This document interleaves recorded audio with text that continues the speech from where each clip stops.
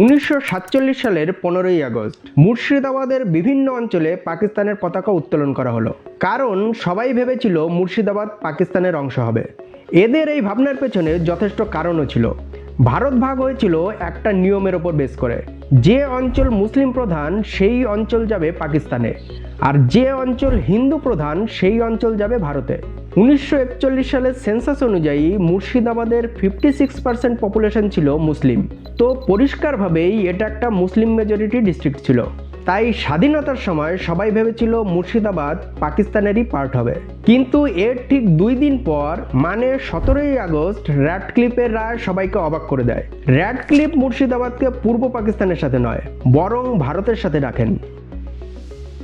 কিন্তু একটা মুসলিম মেজরিটি ডিস্ট্রিক্টকে কেন ভারতের সাথে রাখা হলো, আর মুসলিম লীগ সেটাকে মেনেই বা কেন নিল?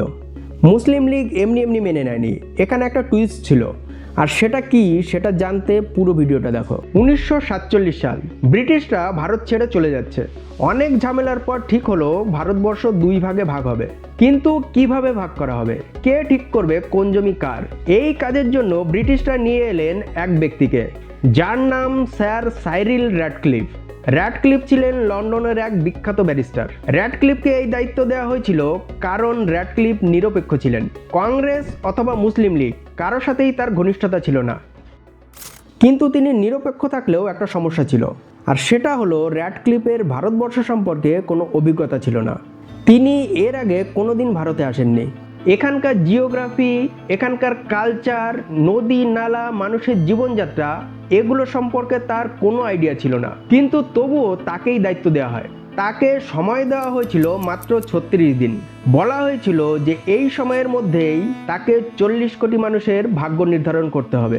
র্যাডক্লিফকে নির্দেশ দেওয়া হয় যেখানে মুসলিম পপুলেশন বেশি সেই অঞ্চল যাবে পাকিস্তানে, আর যেখানে হিন্দু পপুলেশন বেশি সেই অঞ্চল যাবে ভারতে। কিন্তু এই নির্দেশের শেষে একটা ছোট লাইনও ছিল, সেটাই সব বদলে দিয়েছিল। হিন্দু মুসলিম পপুলেশন এবং অন্যান্য বিষয় যেমন যোগাযোগ ব্যবস্থা, নদী, সেচ ও প্রশাসনিক কার্যক্ষমতা, এগুলো কনসিডার করতে হবে। এর মানে র্যাডক্লিফ চাইলে ধর্মীয় সংখ্যার বাইরে যেতে পারবেন। আর এই এক লাইনই মুর্শিদাবাদের ভাগ্য বদলে দিয়েছিল। মুর্শিদাবাদকে বুঝতে হলে আমাদের একটু পেছনে যেতে হবে। 1704 সাল, মুঘল সাম্রাজ্য ধীরে ধীরে ভেঙে পড়ছে। তখন বাংলার নতুন নবাব হয়েছেন মুর্শিদ কুলি খান। নতুন নবাব একটা কাজ করলেন, তিনি তার রাজধানী ঢাকা থেকে সরিয়ে নিয়ে এলেন ভাগীরথীর তীরে এক শহরে। নবাব মুর্শিদ কুলি খান নিজের নামে এই শহরের নাম দিলেন মুর্শিদাবাদ। এর পরের 50 বছর এই শহরই হয়ে ওঠে বাংলার সবথেকে গুরুত্বপূর্ণ শহর। নবাবের রাজধানী হওয়ার সাথে সাথে এটা হয়ে ওঠে ব্যবসায়িক এবং সাংস্কৃতিক কেন্দ্র। কিন্তু এরপর এলো 1757 সাল, যখন থেকে সবকিছু পরিবর্তন হয়ে যায়। মীর জাফরের বিশ্বাসঘাতকতায় পলাশির যুদ্ধে নবাব সিরাজউদ্দৌলা পরাজিত হলেন। ব্রিটিশ আমলে মুর্শিদাবাদ তার পুরনো গুরুত্ব হারায়। এই সময়ে এটা কেবলমাত্র একটা জেলায় পরিণত হয়। কিন্তু দেশভাগের সময়ে আবার মুর্শিদাবাদ গুরুত্বপূর্ণ হয়ে ওঠে। 1941 সালের সেন্সাস অনুযায়ী মুর্শিদাবাদের মোট পপুলেশন ছিল প্রায় 16 লক্ষ। এর মধ্যে প্রায় 56% ছিল মুসলিম, আর প্রায় 43% ছিল হিন্দু। তাহলে কেবলমাত্র জনসংখ্যার হিসাব ধরলে মুর্শিদাবাদের যাওয়ার কথা ছিল পাকিস্তানে। মুসলিম লীগও সেটাই চেয়েছিল। জিন্না তো ধরেই নিয়েছিল যে মুর্শিদাবাদ পাকিস্তানেই যাচ্ছে।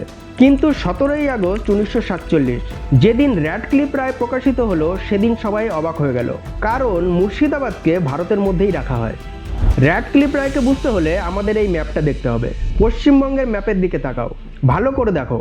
ওপরে আছে দার্জিলিং, জলপাইগুড়ি অর্থাৎ উত্তরবঙ্গ, আর নিচে রয়েছে কলকাতা, যেটা পশ্চিমবঙ্গের রাজধানী এবং ভারতের তখনকার দ্বিতীয় বৃহত্তম শহর। উত্তরবঙ্গের সাথে দক্ষিণবঙ্গকে কানেক্ট করছে মুর্শিদাবাদ। এখন ভাবো, যদি মুর্শিদাবাদ পাকিস্তানে চলে যেত তাহলে কি হতো? উত্তরবঙ্গ এবং দক্ষিণবঙ্গ সম্পূর্ণ আলাদা হয়ে যেত। ধর্মীয় সংখ্যাগরিষ্ঠতা এক জিনিস, কিন্তু ভৌগোলিক বাস্তবতা দেখতে গেলে মুর্শিদাবাদ ছাড়া পশ্চিমবঙ্গের টিকে থাকা সম্ভবই ছিল না।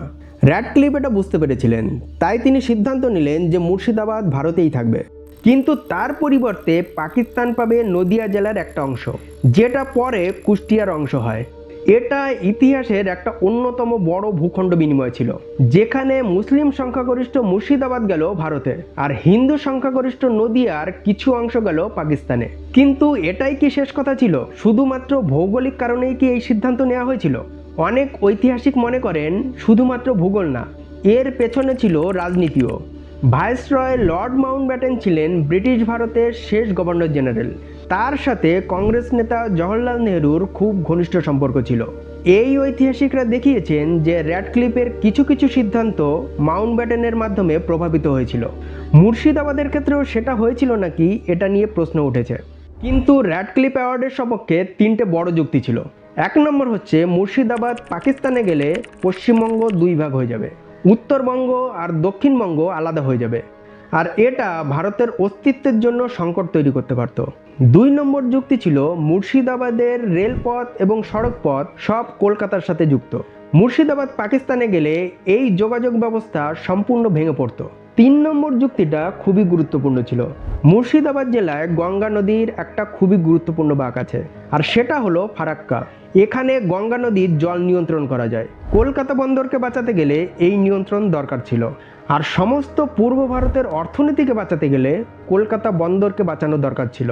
মুর্শিদাবাদকে হারানোর মানে ছিল গঙ্গার জলের ওপর নিয়ন্ত্রণ হারানো, মানে কলকাতা বন্দরের ওপর সংকট, মানে সমস্ত পূর্ব ভারতের অর্থনীতির ওপর সংকট। এখন প্রশ্ন হলো, একটা মুসলিম মেজরিটি ডিস্ট্রিক্টকে ভারতকে দিয়ে দেওয়া হলো, তাহলে মুসলিম লীগ কী করছিল? মুসলিম লীগ এটাকে মেনে কেন নিল? জিন্না যদিও দাবি করেছিল যে মুর্শিদাবাদ পাকিস্তানের, কিন্তু সেই দাবি তেমন জোরালো ছিল না। কারণ এখানে একটা টুইস্ট ছিল। মুর্শিদাবাদ যেমন মুসলিম মেজরিটি হলেও ভারতকে দেওয়া হয়েছিল, তেমনি খুলনা ছিল হিন্দু মেজরিটি ডিস্ট্রিক্ট, কিন্তু খুলনাকে যুক্ত করা হয়েছিল পূর্ব পাকিস্তানের সাথে।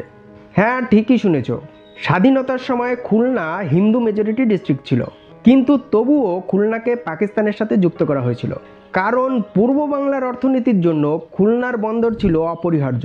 তাছাড়া সুন্দরবনের কাঠ শিল্প, সামুদ্রিক বাণিজ্য এসব পূর্ব পাকিস্তানের টিকে থাকার জন্য দরকার ছিল। আর শুধু এটাই নয়, তখন পার্বত্য চট্টগ্রামের প্রায় 97% পপুলেশন ছিল অমুসলিম। কিন্তু চট্টগ্রাম বন্দরের কথা মাথায় রেখে পার্বত্য চট্টগ্রামকেও পাকিস্তানের সাথে যুক্ত করা হয়। মুসলিম লীগ জানতো যে তারা মুর্শিদাবাদ নিয়ে বেশি জোরাজুরি করলে তাদের হাত থেকে খুলনা এবং পার্বত্য চট্টগ্রাম চলে যেতে পারে, যেগুলো পূর্ব পাকিস্তানের টিকে থাকার জন্য মুর্শিদাবাদের তুলনায় অনেক বেশি গুরুত্বপূর্ণ ছিল। তাই কংগ্রেস এবং মুসলিম লীগ দুই পক্ষকেই ধর্মীয় সংখ্যার বাইরে গিয়ে চিন্তা করতে হয়েছিল। ধর্মীয় সংখ্যাকে তো কনসিডার করা হয়েছিল, কিন্তু তার সাথে সাথে কৌশলগত অবস্থান এবং অর্থনৈতিক গুরুত্বকে বিবেচনা করে ফাইনাল ডিসিশন নেওয়া হয়েছিল। কংগ্রেস খুশি ছিল মুর্শিদাবাদ পেয়ে, অন্যদিকে মুসলিম লীগ খুশি ছিল খুলনা আর পার্বত্য চট্টগ্রাম পেয়ে।